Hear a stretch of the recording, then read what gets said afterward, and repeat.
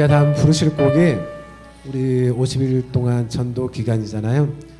그 전도 운동 기간 주제곡인데 우리가 이 주님께서 이렇게 빛을 들고 세상으로 나는 그 노래를 통해서 말씀하고 계시는데요.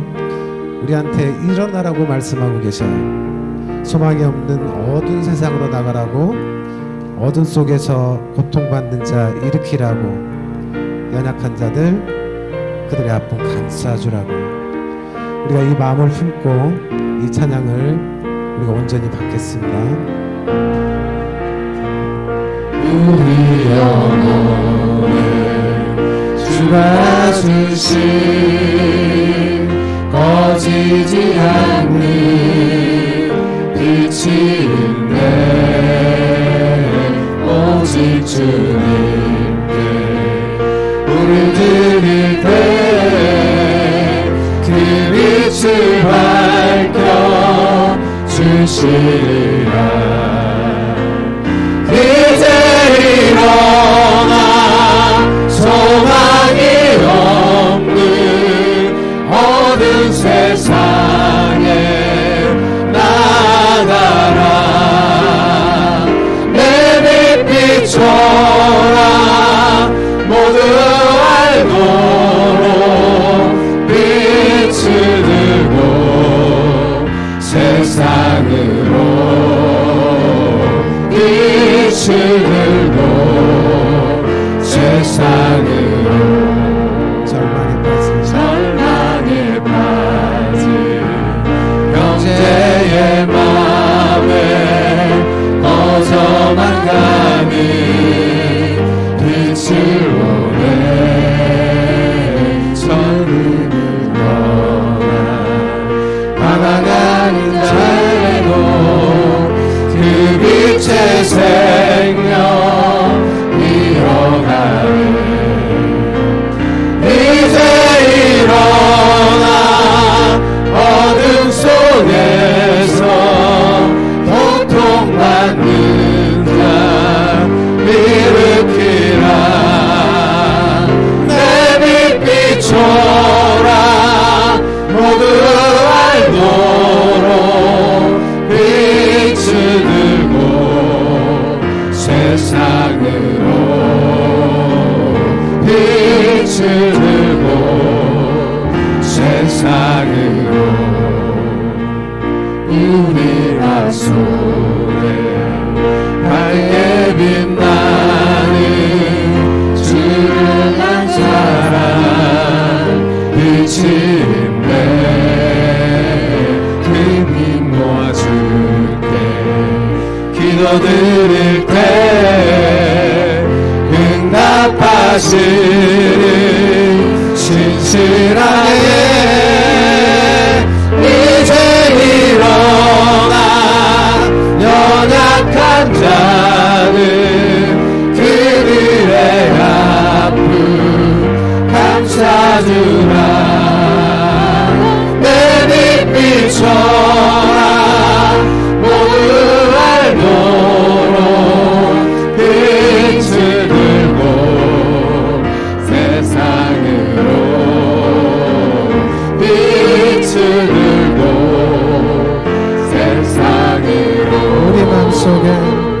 우리 맘속에 밝게 빛나는 전능한 사랑 빛이 있네. 그 빛 모아줄게.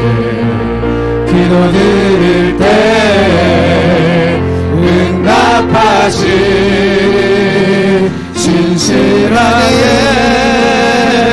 이제 일어나 연약한 자는 그들의 아픔 감싸주라. 내 빛 비춰라. 모두 알도록 빛을 들고 세상으로 빛을 들고 세상으로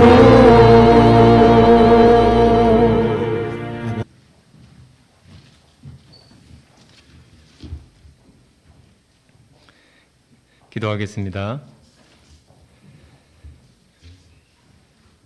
하나님 아버지, 오늘 이 시간도 주님의 귀한 예배의 자리에 초청하여 주셔서 감사를 드립니다. 또한 온라인 예배로 함께하는 모든 예배자들에게도 공간과 시간을 초월하여 주님의 영광과 임재가 드러나게 하시고 주님이 주신 회복을 통하여 감사와 은혜를 찬양하는 예배가 되게 하여 주시옵소서. 주님 바라기는 날마다 나의 삶 속에서 주님을 만나기를 원합니다. 주님의 뜻이 나를 통하여 이루어지게 하여 주시옵소서. 부유하고 강건하지 못할지라도 주님을 믿는 자녀로서 주님이 주신 기쁨으로 인하여 세상을 넉넉히 이기게 하여 주시옵소서. 이 땅의 부활의 첫 열매로 오신 예수 그리스도를 찬양합니다. 부활의 소망과 확신이 내 삶의 중심이 되게 하시고 아무도 흔들 수 없는 천국 소망으로 이루어지게 하여 주시옵소서. 주님께서 오늘 또 우리 모두에게 영혼 구원의 큰 사명을 주셨으니 감사를 드립니다. 특별히 구세군 50일 전도운동을 통하여 구령의 깃발을 높게 들게 하시고 영혼 구원을 위해 끝까지 포기하지 않으시는 아버지의 마음을 전하게 하여 주시옵소서. 지금은 코로나 시대 비대면 사회로 전도하기는 어렵지만 복음은 역사와 환경을 뛰어넘어 계속 흘러가고 있음을 알고 있습니다. 우리에게 전도 열정과 지혜를 허락하여 주셔서 죽어가는 영혼을 구원하는 일에 우리 모두가 기쁨으로 동참하게 하여 주시옵소서. 사랑의 하나님, 전주교회의 기도의 불씨가 타오르게 하여 주시니 감사합니다. 교회에 와서 기도하지 못하는 많은 지체들에게도 각 처소에서 기도로 승리하게 하여 주시옵소서. 기도는 호흡이라 하였사오니 영원히 죽은 자와 같이 살지 않게 하시고 늘 기도로서 사단 마귀를 싸워 이기게 하여 주시옵소서. 특별히 기도할 때 응답의 역사가 일어나길 소망합니다. 하나님이 하셨다 고백하게 하시고 그 은혜가 이웃과 지역의 생명을 살리는 일에 사용되게 하여 주시옵소서. 사랑하는 하나님, 모든 성도들이 교회를 사랑하길 원합니다. 서로를 돌보며 섬기길 원합니다. 성령의 일하심이 교회 공동체를 통하여 이루어지게 하시고 모두가 한 마음으로 십자가를 향하여 한 발씩 걸어가게 하여 주시옵소서. 이를 위하여 부르신 주의 종 사가님 동부인을 축복합니다. 영육간의 강건함을 허락하시고 말씀과 기도로 앞장서는 두 분의 사역 위에 협력하게 하여 주시옵소서. 특별히 간구하는 것은 다음 세대를 위해 우리 모두가 헌신하기를 원합니다. 주님이 살아계심이 나를 통해 증거되게 하시고 하나님께 나아가는 유일한 길은 오직 예수 그리스도를 믿는 길뿐임을 분명하게 가르치게 하여 주시옵소서. 오늘도 이 모양 저 모양으로 힘들어하는 영혼들이 있습니다. 육신의 연약함으로, 물질의 부족함으로, 가정의 문제로, 사람들 속에서 생긴 상처로 아파하는 영혼들이 있습니다. 하나님, 그 심령을 어루만져 주시옵소서. 내면의 깊은 마음의 상처까지도 해결함을 허락하여 주셔서 돌아갈 때에는 기쁨과 감사가 충만하게 하여 주시옵소서. 언제나 내 삶의 목자 되시고 행복의 근원 되시는 예수 그리스도 이름으로 감사하며 기도하옵나이다. 아멘.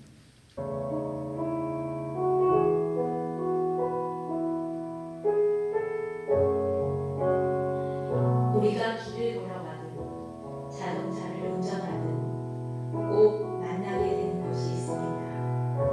그것은 바로 신호등입니다. 신호등은 도로의 안전을 지키고 원활한 도로의 흐름을 위해 빛으로 신호를 전해줍니다. 마음이 급할 때, 아무도 보지 않을 때, 신호를 어기고 싶은 마음이 들 때도 가끔 있지만 서로 신호를 잘 지킬 때 우리는 목적지까지 안전하게 도착할 수 있습니다. 신호등이 많은 사람들과 자동차의 흐름을 안내하는 것과 같이 모든 사람의 안내자가 되는 빛이 있습니다. 예수님이십니다. 빛 그 자체이신 예수님은 우리를 어둠에 다니지 않게 하시고 빛으로 우리를 인도하시고 빛으로 다니게 하셨습니다. 예수님은 모든 사람의 길을 밝히시는 빛이십니다. 온 세상을 환하게 밝히는 빛이십니다. 빛은 방향을 제시하고 변화하게 합니다. 오늘도 밝게 빛나는 예수님께서 우리에게 삶의 방향을 제시하시고 우리의 삶을 변화시키십니다. 우리가 많이 부르는 찬송가 428장 내 영혼에 햇빛 비치니 후렴가사 주의 영광 빛난 광채 내게 비춰 주시옵소서. 그 밝은 얼굴 배울 때 나의 영혼 기쁘다의 고백이 오늘을 살아가는 우리의 고백이 되길 소망합니다.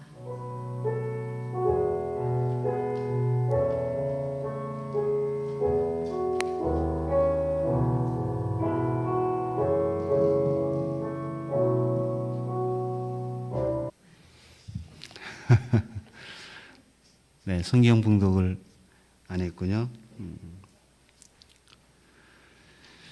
네, 하나님 말씀 창세기 12장 1절에서 9절까지 말씀 봉독합니다. 여호와께서 아브라함에게 이르시되 너는 너의 고향과 친척과 아버지의 집을 떠나 내가 내게 보여줄 땅으로 가라. 내가 너로 큰 민족을 이루고 내게 복을 주어 내 이름을 창대하게 하리니 너는 복이 될지라. 너를 축복하는 자에게는 내가 복을 내리고 너를 저주하는 자에게는 내가 저주하리니 땅의 모든 족속이 너로 말미암아 복을 얻을 것이라 하신지라. 이에 아브라함이 여호와의 말씀을 따라갔고 롯도 그와 함께 갔으며 아브라함이 하란을 떠날 때 75세였더라. 아브라함이 그의 아내 사레와 조카 룻과 하란에서 모은 모든 소유와 얻은 사람들을 이끌고 가나안 땅으로 가려고 떠나서 마침내 가나안 땅에 들어갔더라. 아브라함이 그 땅을 지나 세겜 땅 모래 상수리 나무에 이르니 그때에 가나안 사람이 그 땅에 거주하였더라. 여호와께서 아브라함에게 나타나 이르시되 내가 이 땅을 내 자손에게 주리라 하신지라. 자기에게 나타나신 여호와께 그가 그곳에서 제단을 쌓고 거기서 베델 동쪽 산으로 옮겨 장막을 치니 서쪽은 베델이요 동쪽은 아이라. 그가 그곳에서 여호와께 제단을 쌓고 여호와의 이름을 부르더니 점점 남방으로 옮겨 갔더라.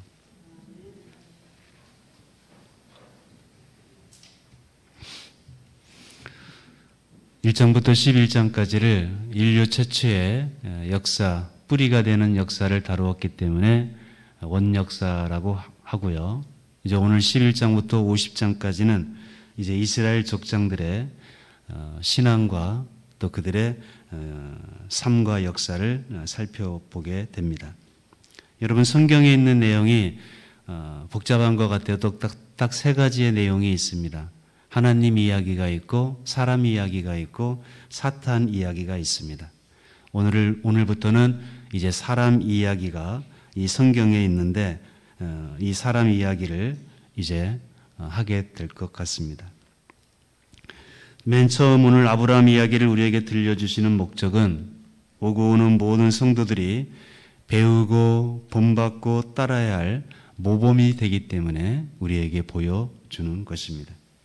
여러분, 교육에는 두 가지 방법이 있습니다. 하나는 규범 교육이 있고 또 하나는 모범 교육이 있습니다.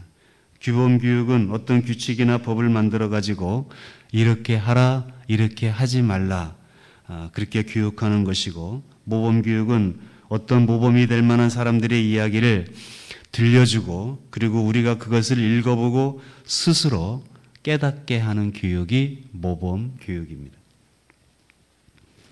오늘 우리에게 아브라함 이야기를 들려주는 것은 우리가 아브라함 이야기를 읽어보고 아브라함처럼 하면 하나님께서 기뻐하시겠구나. 아브라함처럼 우리도 그렇게 살면 우리도 하나님께 복을 받겠구나 하는 것을 깨닫게 해주는 거죠. 우리는 이것을 모범 교육이라 그렇게 말을 합니다. 오늘 창세기 12장부터 50장까지 나오는 4명의 족장들, 아브라함, 이삭, 야곱, 요셉, 한 사람을 더 이야기가 나오는데 유다 이야기가 나옵니다.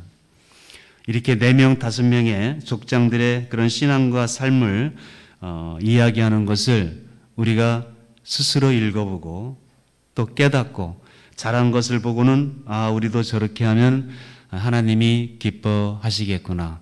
또 잘못하는 것을 우리가 스스로 읽어보고 저렇게 하면 안 되겠구나 하는 것을 우리 마음에서 스스로 깨달아서 우리 마음에서 자원하는 마음으로 억지로 시켜서가 아니라 스스로 우러나온 자원하는 마음으로 하나님께서는 우리가 그렇게 하기를 원하시는 것입니다.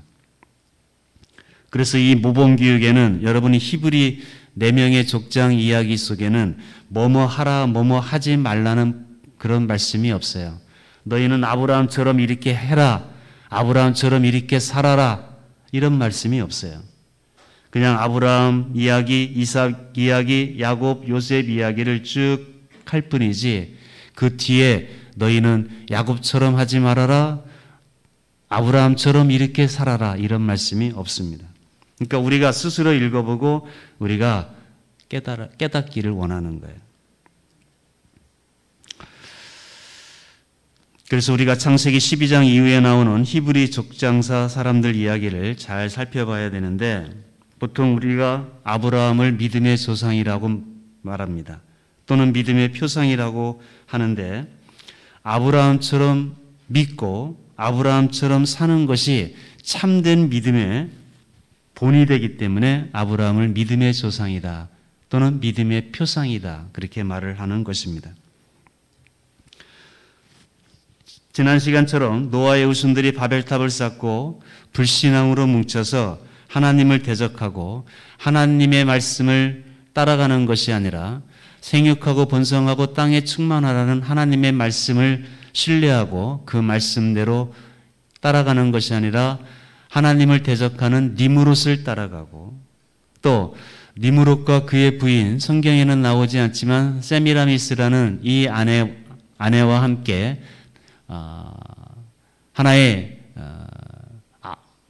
나중에 니므롯이 죽고 그리고 세무라스가 그의 아들 사생아처럼 태어난 담무스와 결혼을 하면서 어머니신, 아들신 이런 신들을 잡신들을 만들어내고 사람들이 이 잡신들을 섬기게 되면서 언어가 혼잡되어 온 땅으로 흩어지게 될 때 여러분도 지금 세계 곳곳에는 어머니신이 있고 아들신이 있고 그렇습니다. 이게 바로 바벨탑에서 니므롯과 세미라미스에 의해서 온 세계에 어머니신, 아들신이 이렇게 흩어 퍼져나가게 된 겁니다.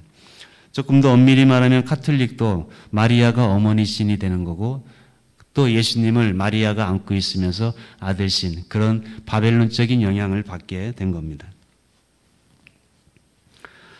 이런 일들이 벌어지게 될 때 그래도 의롭게 살려고 했던 아브라함을 하나님께서 선택하시고 아브라함을 부르게 됩니다. 하나님께서 아브라함을 부를 때의 나이가 75세 때 하나님께서 부르셨는데 하나님께서 아브라함을 부르시면서 아브라함에게 너는 너의 본토 친척 아비집을 떠나 내가 내게 지시할 땅으로 가라 하셨을 때 아브라함이 자기 아내 사레와 그때까지 아브라함에게는 자식이 없었죠. 아브라함은 사레와 함께 그리고 자기 조카 롯을 데리고 그리고 하나님께서 지시할 땅으로 떠나게 됩니다. 왜 조카 롯이 같이 동행하게 되었냐면 롯의 아버지가 하란이었는데 하란이 일찍 죽었어요. 한 40대인가 50대쯤에. 그때 40대 50대 죽은 것은 굉장히 일찍 죽게 된 거죠. 여러분 제일 불쌍한 사람이 엄마 아빠가 없는 사람이 불쌍하지 않겠습니까? 그런 롯을 조카 롯을 아브라함이 챙기고 같이 떠나가게 되는 것입니다.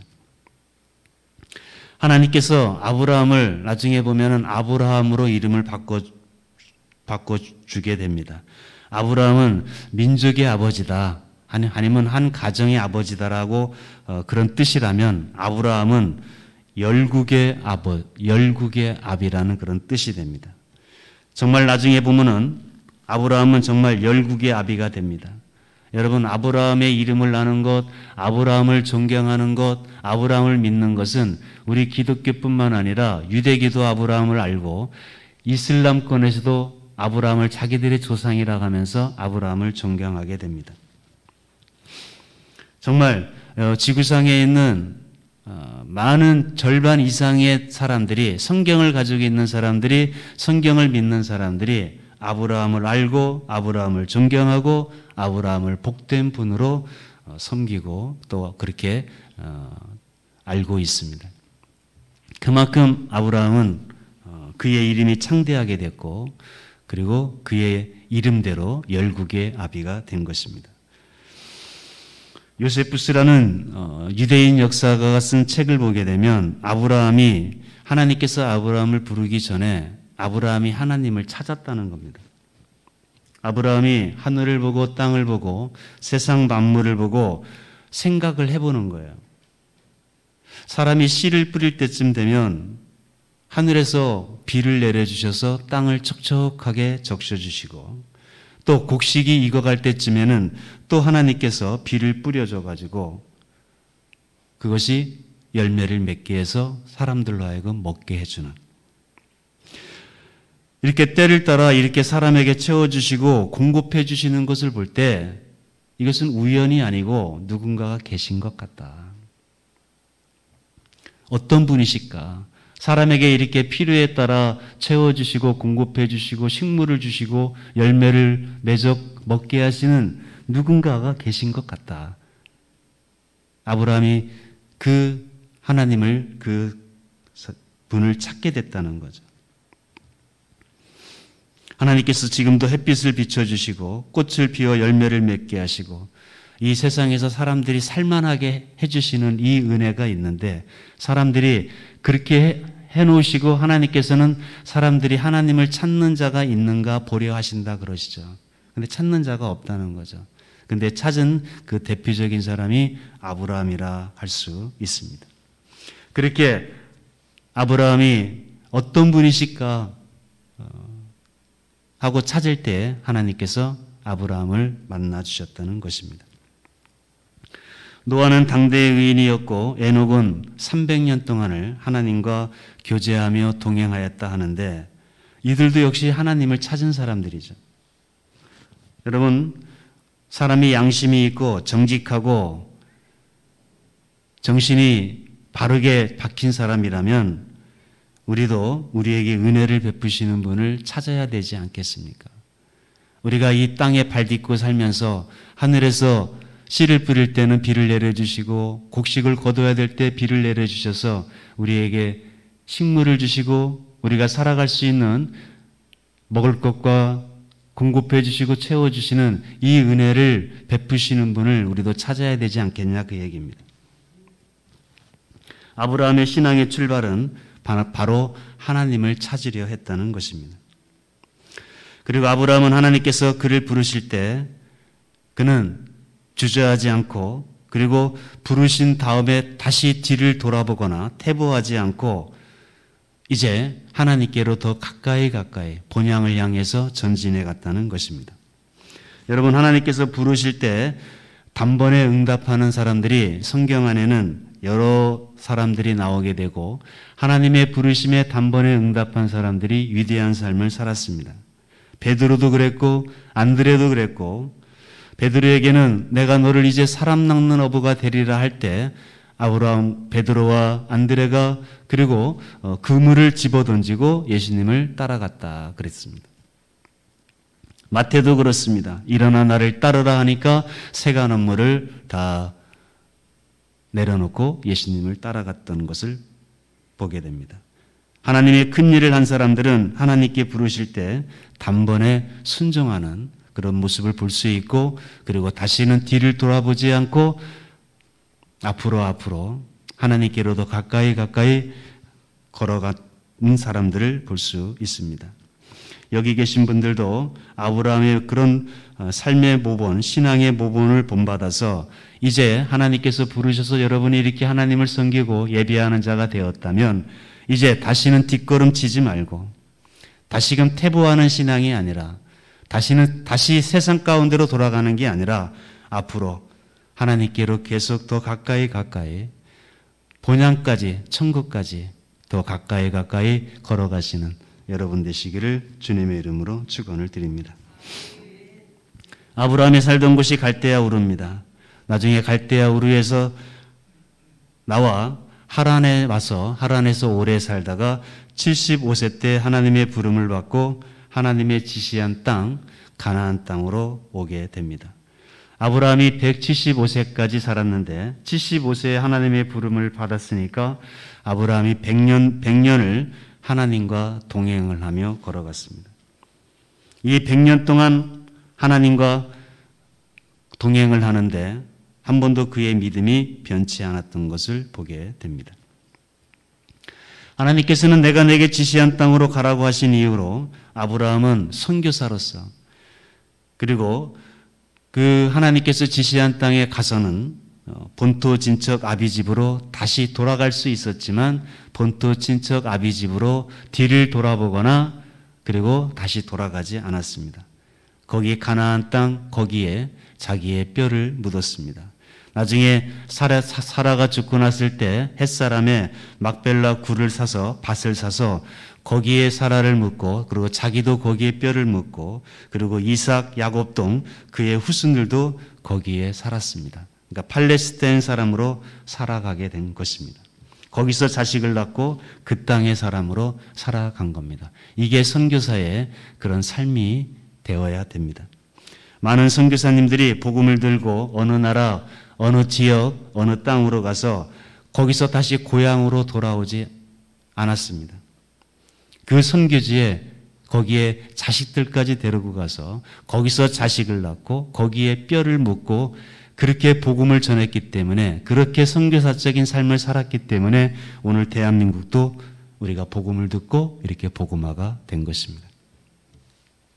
서울 양아지 묘지에 가면은 거기에는 이 땅에 선교사로 오신 다시금 자기들이 살았던 자기들의 본토 친척 아비집을 떠났던 그곳에 돌아가지 않고 그들의 묘지 비문에 보게 되면 나를 미국으로 다시 돌려보내지 말고 나를 여기 이 대한민국 땅에 나를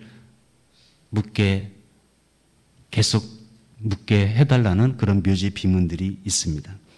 어떤 선교사는 내가 만약에 생명이 1000개가 있다면 1000개를 다 한국에 바치겠다는 그런 묘지 비문도 있습니다.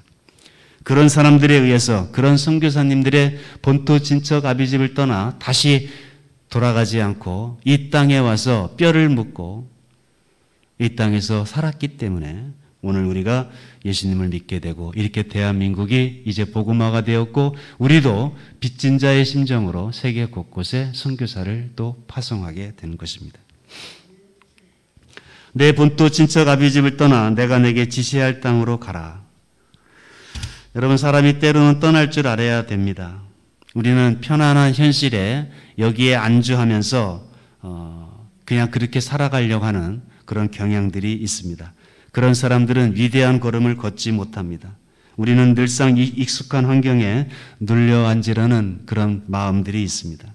그러나 떠날 때 떠날 줄 아는 것이 중요합니다. 그렇다고 무조건 다 떠나라는 건 아니죠. 하나님께서는 아브라함에게 내가 내게 지시할 땅으로 가라는 거죠.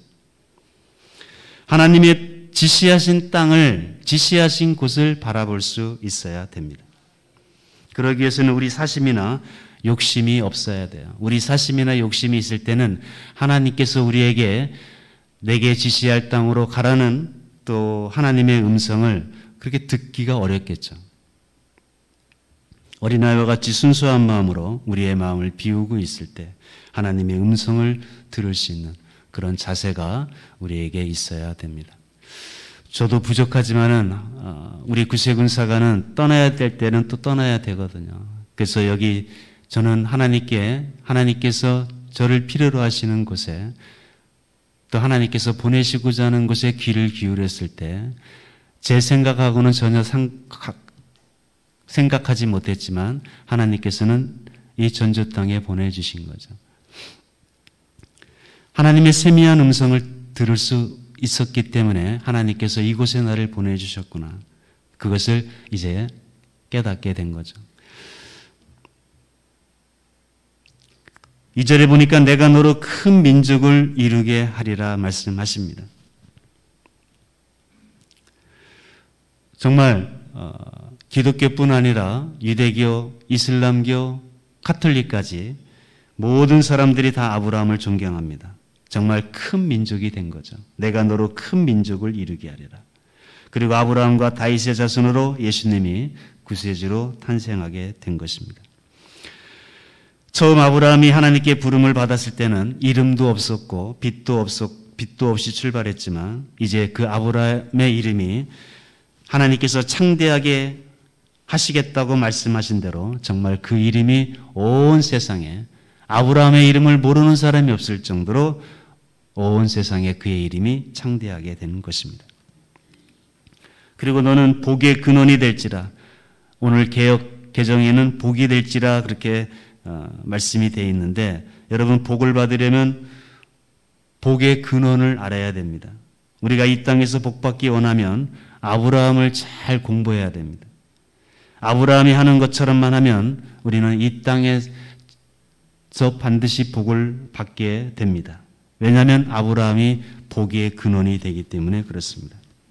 여러분, 이 세상에서 아무리 복받았다고, 아무리 많은 것을 가졌고 내가 이 땅에서 복받았다고 할지라도 아브라함을 모른다면 그는 복받은 사람이 아닙니다. 죽을 때까지도 아브라함을 모른다면 그 사람은 불행한 사람이 됩니다. 왜냐? 아브라함이 복의 근원이 되기 때문에 그렇습니다. 저도 아브라함을 알고 아브라함의 자손 예수 그리스도를 알게 되고, 그리고 그러면서 저도 복을 받게 되었습니다. 제가 어린 시절, 학생 시절에는 저는 저보다도 제 친구들이 더 잘 나간 친구들이 많이 있었습니다. 그러나 지금 와서 보면은 제가 제일 잘 된 것 같아요. 믿거나 말거나. 4절을 한번 보겠습니다. 오늘 본문 말씀. 4절 한번 띄워줘 보세요. 같이 읽겠습니다. 시작. 이 아브라함이 여호와의 말씀을 따라갔고 롯도 그와 함께 갔으며 아브라함이 하란을 떠날 때에 75세였더라.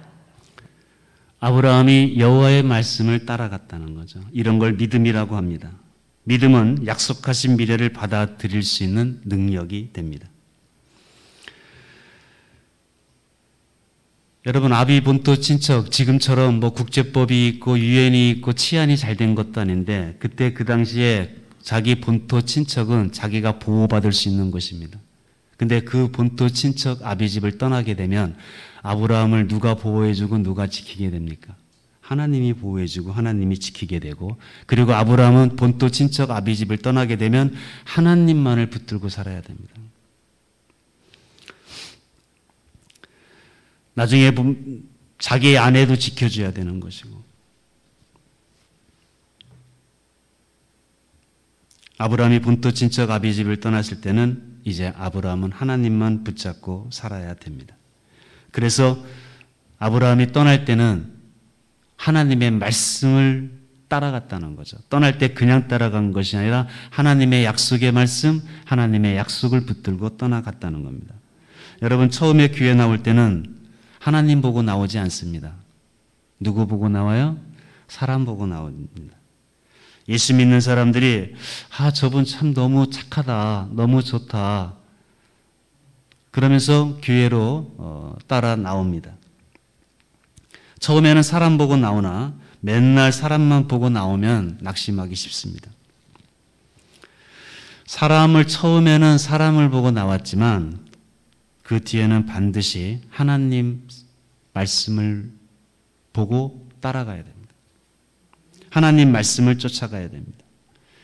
처음에는 아내를 따라 나왔든지 부모님을 따라 나왔든지, 우리 청년들, 우리 자녀들도 처음에는 사람 따라 부모님 따라 나왔으면 이제는 하나님 말씀을 듣고 믿어서 이제 그 말씀, 그 하나님의 말씀, 진리를 따라가야 되는 것입니다.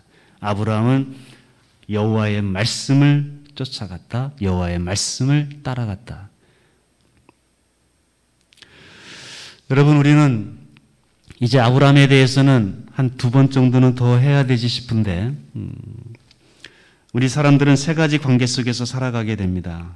첫째는 하나님과 우리 사이의 관계고, 2번째는 사람과 사람 사이의 관계가 있고, 그리고 3번째는 사람과 물질, 관계가 있습니다. 우리는 이 땅에 살아갈 때 이 세 가지 관계에서 떠날 수가 없습니다. 근데 이 세 가지 관계에서 우선순위가 있게 되는데 하나님과 우리 사이의 관계가 제일 중요한 것이고 두 번째가 사랑과의 관계, 그리고 제일 마지막이 물질과의 관계입니다. 이 관계가 거꾸로 되면 성장이 안 돼요. 물질보다는 사람이 더 소중한 것이고 사랑과 하나님과의 관계에서 무엇을 더 우선시해야 되겠느냐 할 때는 하나님과의 관계가 더 우선시돼야 되는데 오늘날 이것이 하나님보다는 사람이 더 우선이고 사람보다는 더 물질이 우선이 될 때 우리의 신앙과 우리의 삶은 발전이 안 되는 것입니다. 물질 때문에 하나님께 예배드림이 소홀히 되고 또 사람이 우선이 돼서 하나님은 뒷전이 돼버리게 되면 그의 신앙은 성장해 갈 수 없습니다. 본향을 향해서 더 하나님께 가까이 나아가기가 어렵습니다. 아브라함의 목동들과 자기 조카 롯의 목동들과 목초지로 인해서 갈등이 생겼을 때 아브라함은 조카 롯에게 이 물질 관계가 얽혀 있었을 때 아브라함은 조카에게 먼저 선택권을 줍니다. 내가 좌하면 내가 우하고 내가 우하면 내가 좌하리라.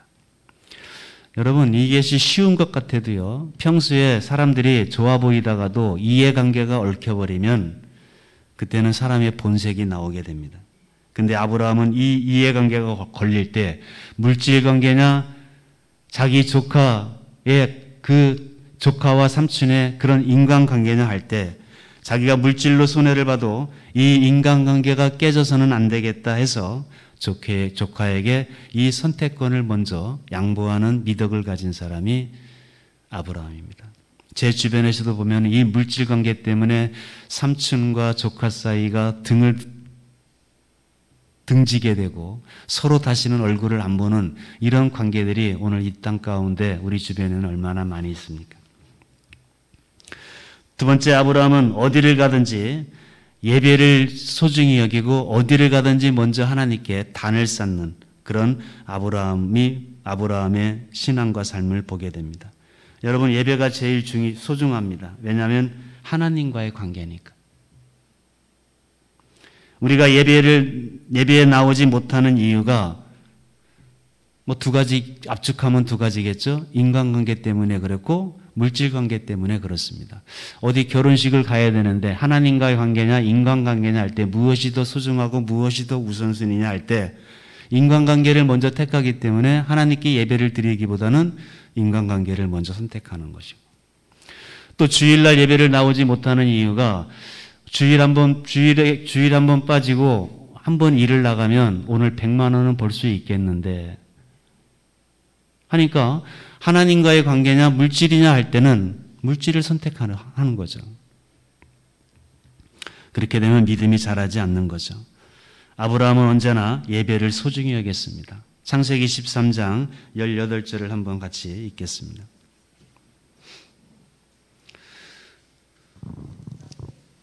(13장)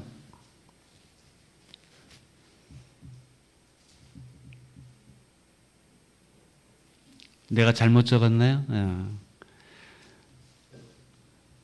우리 읽어주세요. 이에 아브람이 장막을 옮겨 헤브론에 있는 마므레 상수리 숲에 이르러 거주하며 거기서 여호와를 위하여 제단을 쌓았더라. 네, 제단을 쌓았더라. 어디를 가든지 먼저 하나님께 예배를 드렸더라. 아브라함은 자신에게 그 가장 자기에게 소중한 어떤 것이라도 하나님께서 원하실 때는 드릴 수 있는 사람이 아브라함이었습니다. 하나님께서 아브라함에게 마지막 시험을 하셨는데 그것은 100살에 얻은 아들인 이삭을 하나님께 바치라는 것이었습니다. 다른 것은 다 생략하고 아브라함은 고민을 했습니다. 아들과 아비의 이 부자 간의 인간관계가 소중하지만 하나님 관계가 더 소중하기 때문에 또 하나님께서 여호와 이레 하나님께서 준비하실 거라는 또 그런 믿음이 있었기 때문에 자기 아들 이삭을 모리아산으로 데리고 올라가는 아브라함을 보게 됩니다. 왜? 하나님과의 관계가 더 소중하니까. 우리도 이 세 가지의 관계에서 갈등할 때가 있습니다. 이 세 가지의 관계 속에서 우리는 어떤 관계를 더 선택할 것인가? 우리는 이 아브라함의 신앙과 삶을 통해서 우리도 어떤 관계를 나는 더 소중히 여겼는가를 오늘 이 시간을 통해서 우리가 돌아볼 수 있게 됩니다. 이 세 가지 하나님과 인간과의 관계, 또 인간과 사람과의 관계, 또 사람과 물질과의 관계, 이 세 가지의 관계 시험은 아브라함에게만 있었던 것이 아니라 우리에게도 언젠가는 다 이거를 치러야 될 시험이고, 그리고 이것을 통과해야만 하는 시험입니다. 그것을 넘어가지 못하면 우리는 죽을 때까지 이 시험을 치르게 됩니다. 그리고 마귀는 이 문제를 가지고 우리를 계속 흔들게 될 겁니다. 마태복음 6장 33절에 보게 되면 너희는 먼저 그의 나라와 그의 의를 구하라 말씀합니다. 우리의 삶의 관계나 사람의 우선순위를 하나님과의 관계에 우선순위를 두지 못하게 되면 우리는 항상 먹을 거, 마실 거, 입을 거에 우리는 항상 거기에 끌려다니게 될 수밖에 없습니다. 전주교회 우리 가족, 믿음의 성도 가족들은 맨 위에 하나님과의 관계를 가장 소중히 여기고 먼저 그의 나라와 그의 의를 구하게 될 때 아브라함과 같이 이 땅에서뿐 아니라 장차 주님 앞에서도 우리가 담대하게 설 수 있는 그런 아브라함의 귀한 믿음의 사람으로 우리도 살아가게 될 줄 믿습니다. 창세기 15장 1절 말씀만 마지막으로 한 번 더 보겠습니다. 같이 읽겠습니다. 이후에 여호와의 말씀이 환상 중에 아브라함에게 임하여 이르시되 아브라함아 두려워하지 말라. 나는 내 방패여 너의 지극히 큰 상급이니라. 아브라함이 항상 믿음으로 승리했던 것만은 아닙니다. 창세기에 보게 되면 2번씩이나 아브라함이 자기 아내 사례를 누이라 속이고 그리고 자기 생명을 부지하려고 했던 것을 보게 됩니다. 아브라함도 때로 넘어지게 되고 때로는 실패하고 부끄러운 모습들도 당했습니다. 그러나 우리는 아브라함을 비난할 수는 없을 겁니다. 왜냐하면 아브라함의 그 삶의 그 환경은 자기 본토 친척 아비집을 떠난 애굽이라든가 어느 가나안 땅의 그 어느 곳에서도 아브라함은 두려워할 수밖에 없는 그런 환경이었습니다. 그러할 때 하나님께서는 아브라함에게 주신 말씀입니다. 내가 너의 방패가 되어줄 거다. 내가 너를 보호해 줄 거다. 내가 너를 지켜줄 것이다. 두려워하지 말라. 왜 두려워하지 말라고 그랬을까요? 두려워하니까. 오늘 우리도 이 땅 가운데 살아갈 때 두려워할 수밖에 없는 그런 우리의 또 상황 가운데서도 접하게 됩니다. 그럴 때 여러분, 오늘 하나님께서 아브라함에게 주신 말씀, 내가 너의 방패가 되어줄 거다. 하나님께서 나의 방패가 되어줄 거라는 그 말씀을 신뢰를 가지게 될 때 우리는 더 이상 불안해하지 않으며 살게 될 것입니다. 저와 여러분도 불안해하지 말고 하나님이 우리의 방패가 되어주시는 하나님을 신뢰하고 아브라함처럼 하나님 말씀만을 따라가기를 주님의 이름으로 축원을 드립니다. 뒤돌아보지 말고 퇴보하지 말고. 저도 대전을 떠나서 전국을 다 다녔는데 다시 대전으로 나중에는 돌아왔는데 대전 중심에는 안 들어가고 그 근방 변방으로 갔어요. 여러분, 우리가 하나님 말씀을 따라 믿음을 갖고 출발했으면 우리가 본향을 향해서 날마다 더 가까이 어떤 상황에서도 하나님의 방패를 신뢰하고 믿음의 전진을 하며 걸어가는 저와 여러분 되시기를 주님의 이름으로 축원을 드립니다. 기도합니다. 하나님 감사합니다. 우리에게 모범으로 우리에게 귀한 신앙과 삶의 족장들을 이제 우리가 살펴보는 하나님 창세기 12장부터의 그런 시간들을 통해서 우리에게 모범으로 보여주신 모델로 우리에게 보여주신 우리의 신앙 선조들을 우리가 잘 보고 배울 수 있도록 우리의 마음에 욕심과 사심이 있다면 성령님께서 그런 마음들을 또 버릴 수 있도록 도와주셔서 우리가 맑은 정신, 맑은 영으로 4명의 족장들의 그 신앙과 삶을 통해서 우리가 잘 본받고 배우고 또 우리도 그 신앙의 선진들처럼 이제 하나님을 바라보고 하나님 말씀을 따라가고 그래서 결국 본향에까지 끝끝내 신앙의 경주를 다름질에 걸어갈 수 있는 우리 모두가 될 수 있게 하여 주옵소서. 예수님 이름으로 감사하며 기도하옵나이다. 다 함께 일어서셔서 찬송가 545장 찬송 부르는 축도하고 마치겠습니다.